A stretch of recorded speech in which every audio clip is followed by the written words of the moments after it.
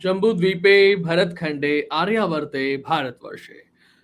आज का हमारा जो टाइटल है दैट इज मानसिक विकृति यशवंत सिन्हा। अब यशवंत सिन्हा एक अच्छे खासे व्यक्ति रहे हैं जो जो एक पॉलिटिशियन भी रहे हैं, उससे पहले सिविल सर्विसेज में रहे हैं। उनके लिए और अभी किसी हॉस्पिटल में भर्ती नहीं है, लेकिन ये लिखने का मतलब समझिएगा और उस मतलब के लिए समझिएगा कि यशवंत सिन्हा है कौन। और केवल यशवंत सिन्हा के बारे में मानसिक विकृति की बात मैं आज नहीं करने वाला हूं, बल्कि साथ साथ में मैं ये बात भी करने वाला हूं कि किस तरीके से मानसिक दिवालियेपन का शिकार इस समय पूरा विपक्ष हो चुका है, इंक्लूडिंग कांग्रेस। कांग्रेस के बारे में तो हमें ये समझ लेना चाहिए कि उनके ऊपर एक जो बड़ी लाइबिलिटी है दैट इज नेमली गांधी परिवार, वो एसेट नहीं रह गए हैं, लाइबिलिटी बन चुके हैं, बोझ बन चुके हैं, और ऐसा बोझ बन चुके हैं ना हटाया जाता है और ना उठाया जाता है। खैर, बात को आगे बढ़ाते हैं कि सोचिएगा 4 लोग जो विपक्ष ने चुने हैं। पहली बात, यशवंत सिन्हा चौथे नंबर के आते हैं। उससे पहले शरद पवार, फारूक अब्दुल्ला और गोपाल कृष्ण गांधी, इन तीनों ने राष्ट्रपति पद के लिए ऑफर जो है वो ठुकरा दिया। तीनों लोग कैसे थे उनके बारे में भी आपको बताऊंगा, लेकिन चौथे नंबर पर यशवंत सिन्हा ने इस ऑफर को अपना लिया, क्योंकि नरेंद्र मोदी से खुन्नस निकालने के लिए या नरेंद्र मोदी का विरोध करने के लिए अगर कोई भी मौका मिलता है तो ये व्यक्ति उसको बहुत अच्छे से पकड़ना चाहता है। और दूसरी बात ये, उनको पता है कि राष्ट्रपति चुनाव में तो वो हारने ही वाले हैं, लेकिन इससे लाइमलाइट मिलेगी, सीवी में जुड़ेगा कि मैंने राष्ट्रपति चुनाव लड़ा। अल्टीमेटली आपका ब्यूरोक्रेसी माइंडसेट है तो आपको अपने सीवी में ये जुड़वाना है। लेकिन समझिएगा यशवंत सिन्हा है कौन? ये वही यशवंत सिन्हा है जो जिस थाली में खाते हैं उसी थाली में छेद करते हैं। और ये बात भी समझिएगा कि विपक्ष ऐसे व्यक्ति को राष्ट्रपति पद के संयुक्त उम्मीदवार के तौर पर खड़ा करता है जिसने न केवल प्रधानमंत्री को बल्कि सरकार से जुड़े न जाने कितने ही व्यक्तियों को सामाजिक तौर पे ओपन प्लेटफॉर्म्स पे गालियां दी हैं। और अभी आप देखिएगा पिछले कुछ समय में जैसे ही इनके नाम का चयन हुआ और नाम उठाया गया, उसके बाद में जल्दबाजी में यशवंत सिन्हा ने बहुत सारे अपने ट्वीट्स जो है वो डिलीट कर दिए। वो ट्वीट्स जिसमें ट्वीट्स में उन्होंने गालियां दी थी आज के प्रधानमंत्री, वर्तमान प्रधानमंत्री नरेंद्र मोदी को, सरकार के बहुत सारे नुमाइंदों को।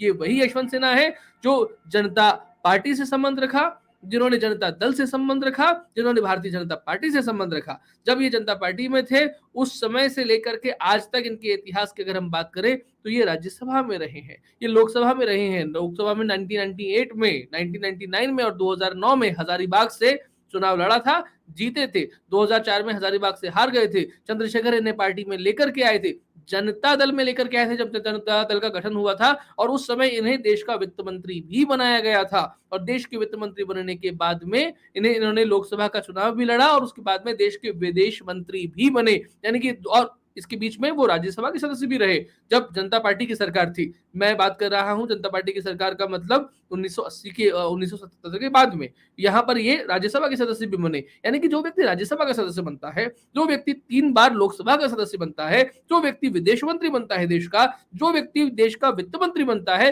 लेकिन किसी भी तौर पे पद की महत्वाकांक्षा, उसकी लालसा, उसका लालच, ये कभी खत्म नहीं होता है।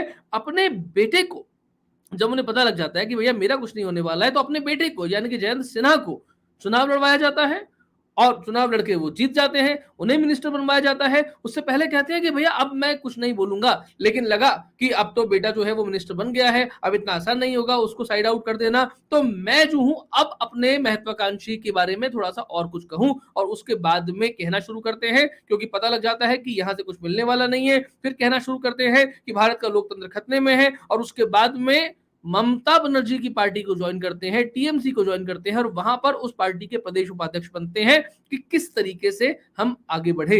ये यशवंत सिन्हा की बहुत सारी ऐसी चीजें हैं जिसके बारे में हम बात कर सकते हैं। और इसीलिए मैंने कहा कि मानसिक विकृति का शिकार है ये व्यक्ति। जिस थाली में खाया उसी थाली में छेद किया, और इन्हें कोई और नहीं मिला, मतलब विपक्ष को कोई और नहीं मिला यशवंत सिन्हा के अलावा। जो मिले थे उनके बारे में समझिएगा, गोपाल कृष्ण गांधी, ये वो व्यक्ति है, ये वो व्यक्ति है जो याकूब मेनन की फांसी का विरोध करता है। याकूब मेनन, उन्हें मेरे को इस आदमी के बारे में बताने की आवश्यकता नहीं है, आप याकूब मेनन इस नाम से ही समझ गए होंगे। याकूब मेनन की फांसी का विरोध करने वाला गोपाल कृष्ण गांधी, ये वो व्यक्ति है जो राज्यपाल जैसे संवैधानिक पद पर रहते हो। आपने सुना है कोई ऐसा राज्यपाल, कोई ऐसा राष्ट्रपति या उपराष्ट्रपति जो संवैधानिक पद पर रहते हुए किसी पार्टी के बैनर तले किसी धरने में सम्मिलित होता है, शामिल होता है, ही इज द मैन। जो राज्यपाल थे और उसके बाद में तृणमूल कांग्रेस यानी कि ममता बनर्जी के धरने में बैठे, ये इतिहास। और गोपाल कृष्ण गांधी का अपना कोई वजूद नहीं सिवाय इसके कि एम के गांधी के यानी कि मोहनदास करमचंद गांधी के आप वंशज है। भारत के ताज महर्षि कश्यप की धरती कश्मीर को रक्त रंजित करने में जिन लोगों का सबसे बड़ा हाथ होगा, उन टॉप लोगों में जिन्हें गिना जाएगा, is the man Farooq Abdullah. ये व्यक्ति जिन्हें राष्ट्रपति पद का उम्मीदवार बनाने के बारे में सोचा जाता है। एक और नाम शरद पवार। ये वो व्यक्ति जो अपने दम पर कभी लोकसभा में 10 सीट भी नहीं ला पाए, जिन्हें लोक राजनीति का माहिर खिलाड़ी, चाणक्य, न जाने भीष्म पितामह क्या क्या संबोधनों से संबोधित किया जाता है, लेकिन गणित की बात यह है कि ये व्यक्ति महाराष्ट्र का कभी नेता नहीं बन पाया, केवल और केवल सौदागर और व्यापारी बन के रहा, हमेशा सौदा किया और उस सौदे में, राजनीतिक सौदे में हमेशा जीतता चला गया, ऐसा ऑरा बनाया गया। सच्चाई यह है कि 10 सीट भी जो नहीं लाया गया, उससे पहली पसंद बनाया गया राष्ट्रपति पद के लिए शरद पवार, गोपाल कृष्ण गांधी, यशवंत सिन्हा, फारूक अब्दुल्ला। ऐसे लोगों को अगर आप राष्ट्रपति पद के लिए विपक्ष का उम्मीदवार बनाते हैं, सोचते हैं, तो सोचिएगा कि किस तरीके से राजनीतिक दिवालियेपन के आप शिकार हो चुके हैं, क्योंकि ये सारे वो व्यक्ति हैं जो केवल और केवल नरेंद्र मोदी के लिए, नफरत के लिए जाने जा सकते हैं। और दूसरी तरफ देखिएगा एकदम मैन नरेंद्र मोदी तो किसे खड़ा करते हैं? द्रौपदी मुर्मू को।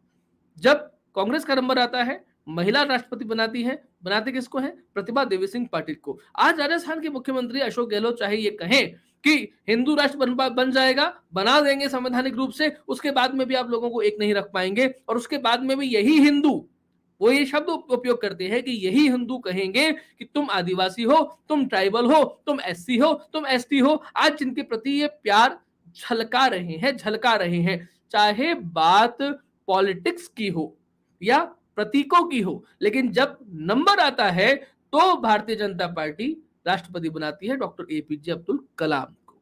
जब भारतीय जनता पार्टी राष्ट्रपति बनाती है रामनाथ कोविंद को, जो कि एक तरीके से जिन्हें हम एससी एसटी कहा जाता है वर्ग, वहां से आते हैं। जब भारतीय जनता पार्टी का नंबर आता है तो वो राष्ट्रपति बनाने के लिए नाम लेकर के आती है द्रौपदी मुर्मू का, यानी कि प्रथम आदिवासी महिला राष्ट्रपति जो होने वाली है। तो यानी कि वो अंत्योदय जिसकी बात यहाँ के भारतीय जनता पार्टी को जिन्होंने खड़ा किया, जिन्होंने बनाया, दैट इज पंडित दीनदयाल उपाध्याय करते थे। उस अंत्योदय को एक तरीके से, चाहे प्रतीकात्मक, मैं ये नहीं कहूंगा कि उस अंत्योदय को ये पूरे तरीके से लेकर के आ रहे हैं, लेकिन प्रतीकात्मक रूप में ही सही, लेकिन अंत्योदय की परिभाषा को कि यानी अंतिम व्यक्ति तक सम्मान मिले और उसको ये पता लगे कि हम देश के राष्ट्रपति पद तक जा सकते हैं, हम देश के राष्ट्रपति बन सकते हैं। ये संभावना, ये महत्वाकांक्षा, ये सपना उन लोगों की आंखों में तैरे, और इस सपने को आंखों में तैराने का श्रेय अगर भारत के प्रधानमंत्री नरेंद्र मोदी को जाता है तो इसमें किसी तरीके से गलत नहीं हो सकता। द्रौपदी मुर्मू के साथ में ये एक बहुत बड़ा सामाजिक संदेश जाता है, जो कितनी भी फेमिनिज्म की बात करने वाली, वुमेन एम्पावरमेंट की बात करने वाली महिलाएं, शोभा डे जैसी कितना भी संदेश दे दें, लेकिन द्रौपदी मुर्मू जैसा संदेश भारत का वर्तमान राजनीतिक परिदृश्य ही दे सकता था। दोनों कंपैरिजन है, एक तरफ लाइबिलिटी है और एक तरफ एसेट है। चुनना हमें है कि इस समय हम किसके साथ में खड़े होते हैं। लगातार राजनीतिक परिदृश्य की हम लोग बात करते रहेंगे। चैनल कैसा लग रहा है, वीडियो कैसा लग रहा है, अपनी टिप्पणियों के माध्यम से हमें जरूर बताइएगा। आपसे अनुरोध रहेगा, चैनल को सब्सक्राइब जरूर करें, वीडियोस को लाइक करें, शेयर करें और हमारे उत्साह में अभिवृद्धि करें। आज के कार्यक्रम में इतना ही। अगले किसी मुद्दे के साथ में फिर आपसे मुलाकात करेंगे। नमस्ते, जय हिंद, जय भारत।